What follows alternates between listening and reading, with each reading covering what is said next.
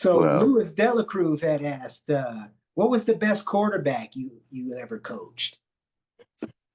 ooh, that's a tough one. Because Yes. I would have to say, back in the '80s, there was no doubt Antonio Bradshaw. Right. But he was the best. But in the '90s, it was different. It had to be Dustin Gleason. Shannon asked, what was the biggest challenge you faced as a youth coach? The biggest challenge I faced was the league. Mm. The league was always down on me because you guys used to beat up on the other teams. And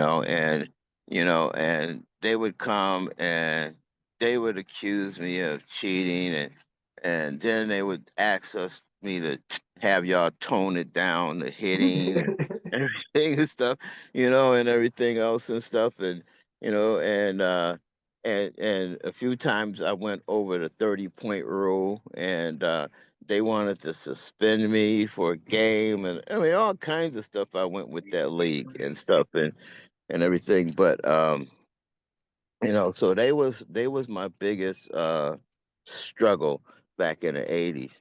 In the '90s, it was the parents. The parents Okay. Okay. was was my biggest because all the parents felt that their kids needed to be starting, their kids needed to be this and that, Hmm. and I would have to tell them, you need to come to practice. If you don't come to practice, then you won't see what I see, and Right. everything. Right. So Right. Right. um,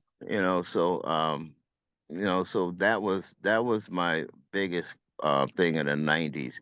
The '90 kids was a lot more softer and spoiled than the '80 kids. Right. Believe me. Right. And I would ask them, I said, "How y'all do it?" They said, "Well, we look at the cars and we look at the ones with the good jobs and we give them the entrees and the most expensive stuff, and we'll let the other ones, bring soda or something like that and stuff."